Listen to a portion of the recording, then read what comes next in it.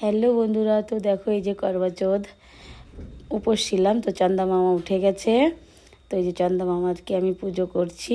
তো আমি করবা চৌথের দিন ভিডিওটা আপলোড দিতে পারিনি, কারণ হচ্ছে আমার এই দুদিন খুব শরীর খারাপ ছিল। তো ওই দেখো চন্দা মামাকে দেখা যাচ্ছে, আর আমার চন্দা মামা পুজো করছি। আমি এই যে আরতি উতারছি।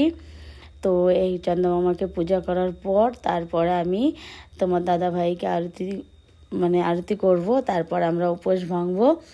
তো দেখো এই যে চন্দা মামাকে কিন্তু এইভাবেই পুজো করতে হয়, আমি প্রত্যেক বছরই করি। তোমরাও কে কে করছে জানাবে। এই দেখো তোমাদের দাদাভাই চলে এসছে, এই যে তোমাদের দাদাভাইকে আমি তিলক দিচ্ছি। আর তারপরে হচ্ছে এখন হচ্ছে আরতি করব।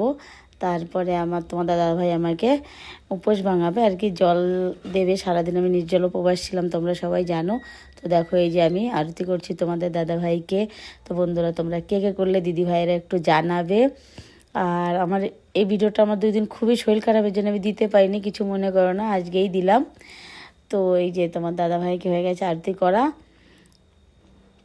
দেখো এই যে তোমাদের দাদাভাইকে আমি এখন মিষ্টি মুখ করাচ্ছি। তারপর তোমাদের দাদাভাইও আমার সঙ্গেই ছিল উপোস আর কি। তোমরা দুজনেই থাকি প্রত্যেক বছরই।